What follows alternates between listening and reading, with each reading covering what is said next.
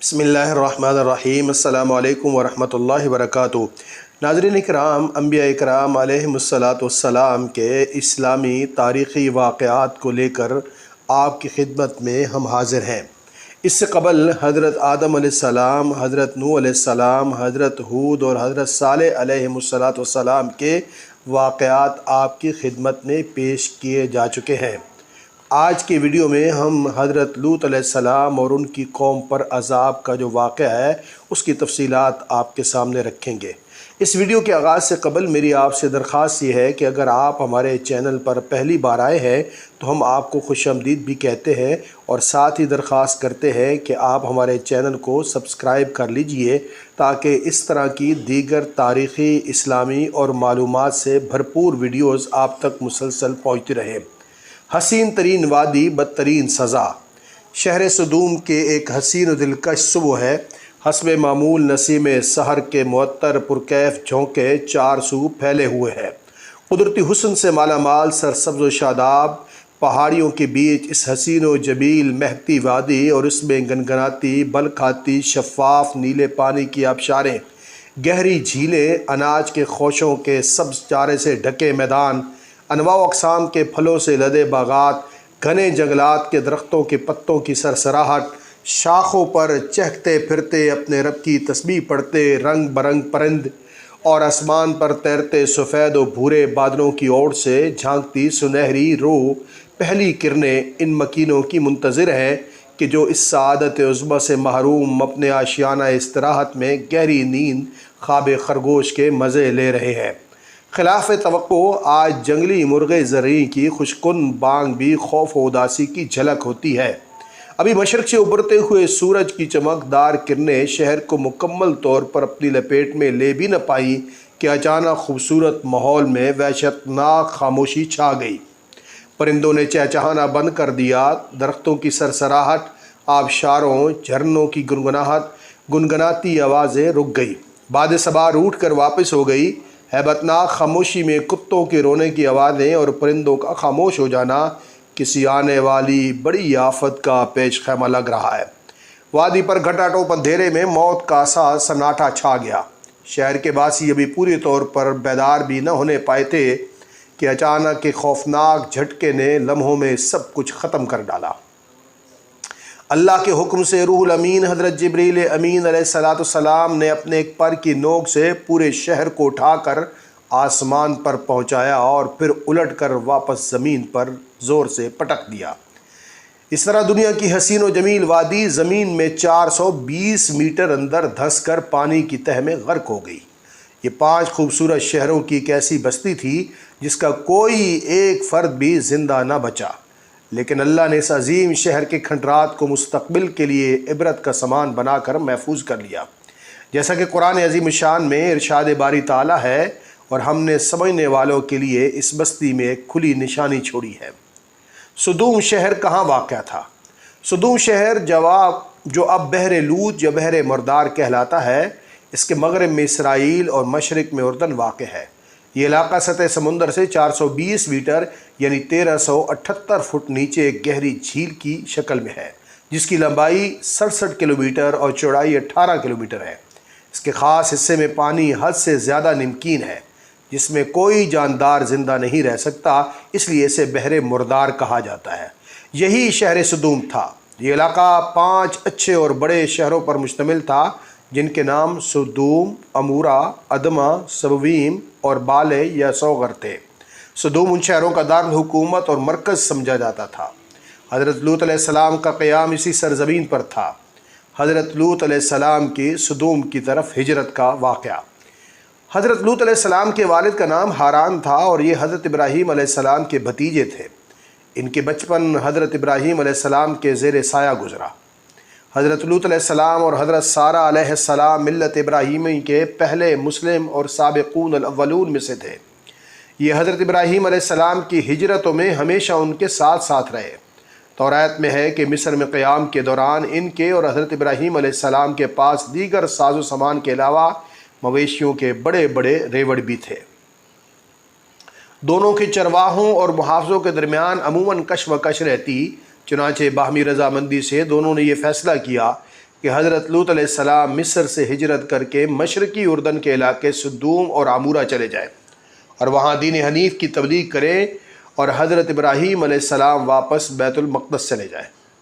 حضرت لوط علیہ السلام اپنا ساز و سامان اور مویشیوں کا ریوڑ لے کر سدوم کی سرسبز و شاداب سرزمین میں بس گئے۔ وہاں دیکھا کہ وہاں کے باشندے فواحش اور مصیبتوں میں اس قدر مبتلا ہے کہ الامان الحفیظ، دنیا کی کوئی برائی ایسی نہ تھی جو ان میں موجود نہ ہو۔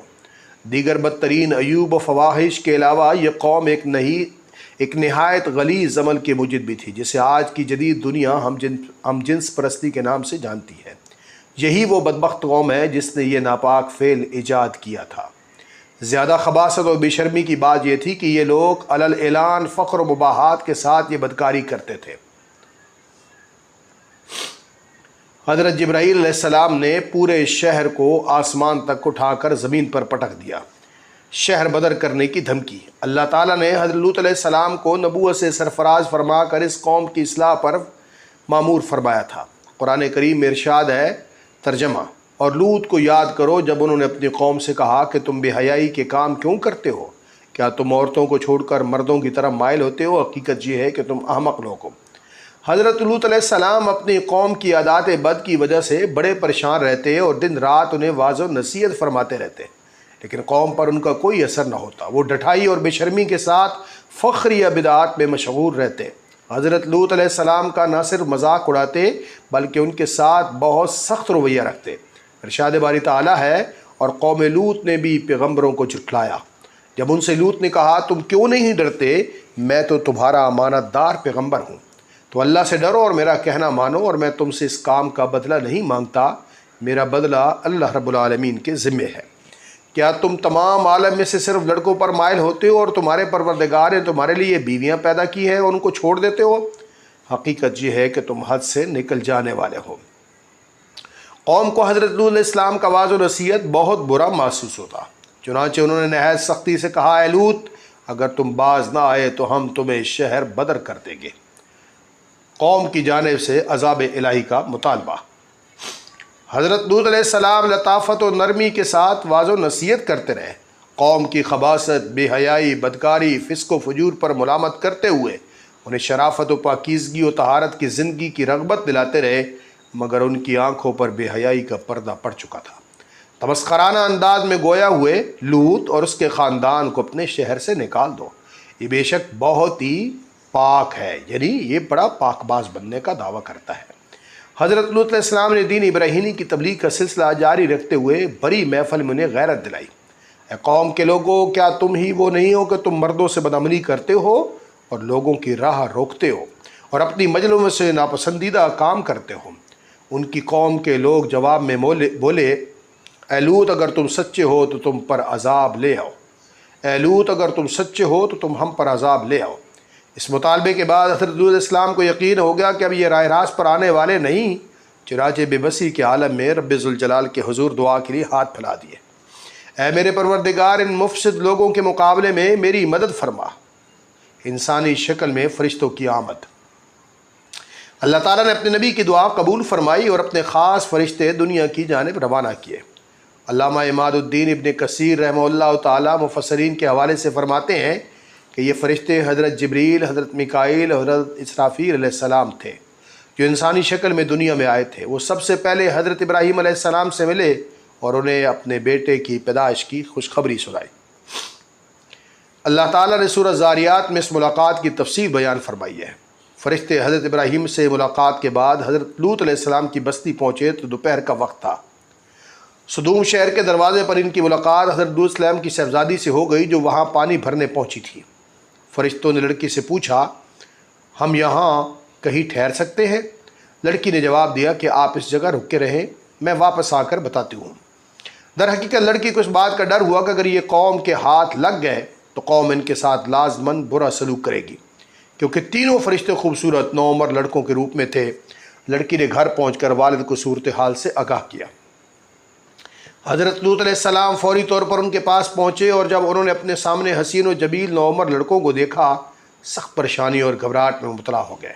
انہیں اپنی قوم کی عادت قبیحہ کے پیش نظر خطرہ تھا کہ قوم ان کے ساتھ بدسلوکی کرنے سے باز نہ رہے گی۔ قوم نے حضرت لوط علیہ السلام کو سختی سے منع کر دیا تھا کہ مہمانوں کو اپنے گھر نہ ٹھہرانا، لیکن اس کے باوجود انہوں نے چھپ چھپا کر اپنے گھر لے آئے۔ اللہ تعالیٰ کا ارشاد ہے، اور جب ہمارے فرشتے لوط کے پاس آئے تو وہ ان کے آنے سے غمناک اور تنگ دل ہوئے اور کہنے لگے کہ آج کا دن بڑی مشکل کا دن ہے۔ حضرت لوط علیہ السلام کی بیوی نے راز فاش کر دیا۔ حضرت لوط علیہ السلام کی بیوی ان مشرکین سے ملی ہوئی تھی، اس نے یہ راز فاش کر دیا جسے سن کر بستی والے دوڑتے ہوئے آئے۔ اللہ تعالیٰ فرماتا ہے، اور لوط کی قوم کے لوگ ان کے پاس بے تحاشا دوڑتے ہوئے آئے، یہ لوگ پہلے سے فعل شرع کیا کرتے تھے۔ لوط نے کہا، اے قوم، یہ میری قوم کی بیٹیاں ہیں، یہ تمہارے لیے پاک ہیں، تو اللہ سے ڈرو، میرے مہمانوں میں مجھے بے آبرو نہ کرو۔ کیا تم میں کوئی بھی ایک شائستہ آدمی نہیں ہے؟ الیس منکم رجل الرشید۔ وہ بولے، تمہیں معلوم ہے کہ تمہاری قوم کی بیٹیوں کی ہمیں کوئی حاجت نہیں ہے، اور جو ہماری غرض ہے اسے تم خوب جانتے ہو۔ حضرت لوط علیہ السلام نے کہا، اے کاش مجھ میں تمہارے مقابلے کی طاقت ہوتی یا کسی مضبوط قلعے میں پناہ پکڑ سکتا۔ وہ بولے، کیا ہم نے تمہیں سارے جہان کی حمایت اور طرفداری سے منع نہیں کیا تھا؟ قالوا اولم ننہک عن العالمین۔ مفسرین لکھتے ہیں کہ لوگوں کا ازدحام رش دیکھ کر حضرت لوط علیہ السلام نے گھر کا دروازہ بند کر لیا اور ان نوجوانوں کو ایک کمرے میں چھپا دیا۔ بدکار لوگوں نے آپ کے گھر کا گھراؤ کیا ہوا تھا، ان میں سے کچھ گھر کی دیوار پر چڑھنے کی کوشش کر رہے تھے تاکہ گھر کے اندر کود سکیں۔ حضرت لوط علیہ السلام اپنے مہمانوں کی عزت کے خیال سے بہت زیادہ گھبراہٹ اور پریشانی اور بے چارگی میں مبتلا نظر آ رہے تھے۔ فرشتوں کا اظہار حقیقت۔ فرشتے سب دیکھ رہے تھے۔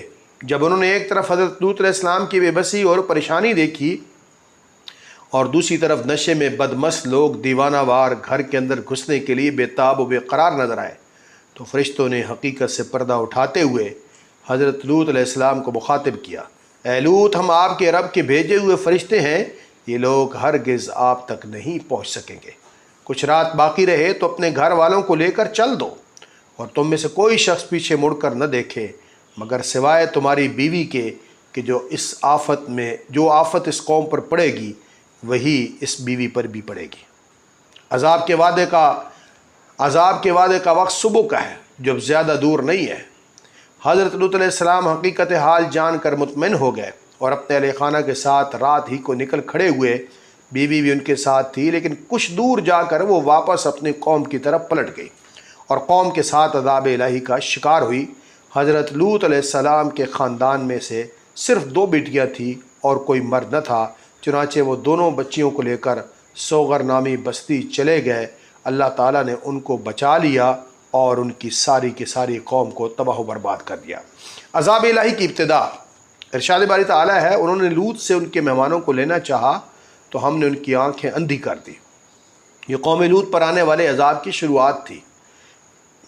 تفسیر کنز الایمان میں یوں بیان کیا گیا ہے، جب قوم لوط کے افراد بڑی تعداد میں دروازے پر پہنچے تو فرشتوں نے حضرت لوط علیہ السلام سے کہا کہ آپ انہیں گھر میں آنے دیں۔ جیسے وہ گھر میں داخل ہوئے تو حضرت جبریل علیہ السلام نے ایک دستک دی، جس سے وہ فوراً اندھے ہو گئے اور آنکھیں ایسی ناپید ہو گئی کہ نشان بھی باقی نہ رہا۔ چہرے سپاٹ ہو گئے، حیرت زدہ مارے پھرتے تھے، دروازہ ہاتھ تک نہ آتا تھا۔ حضرت لوط علیہ السلام نے دروازے سے باہر کیا، کہتے جاتے تھے، ہائے ہائے، لوط کے گھر میں بڑے جادوگر ہیں، انہوں نے ہم پر جادو کر دیا۔ فرشتوں کی ہدایت پر حضرت لوط علیہ السلام اپنی بچیوں کو لے کر نکل گئے۔ اب اصل عذاب شروع ہونے کا وقت آ پہنچا تھا۔ اللہ تعالیٰ نے قرآن مجید میں فرمایا، پھر جب ہمارا حکم آیا تو ہم نے اس بستی کے اوپر کو اس کا نیچا کر دیا اور اس پر کنکر کے پتھر لگاتار برسائے، جو نشان کیے ہوئے تیرے رب کے پاس ہیں، اور پتھر ظالموں سے کچھ دور نہیں ہے۔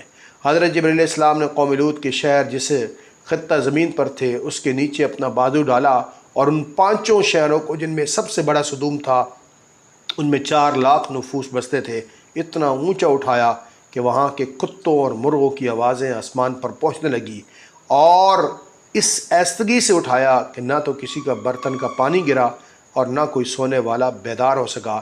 پھر اس بلندی سے ان کو اوندا کر کے پلٹا دیا، اور پھر ان پر جو پتھر برسائے ان پر ایسا نشان تھا جس سے دوسروں سے ممتاز تھے، ان پر مہریں لگی ہوئی تھی۔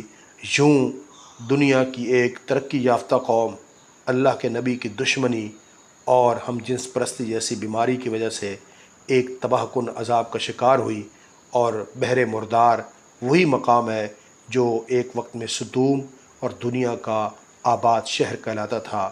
یہ قوم تھی قوم لوط، جس کا واقعہ ہم نے آپ کے سامنے پیش کیا ہے۔ بہت شکریہ۔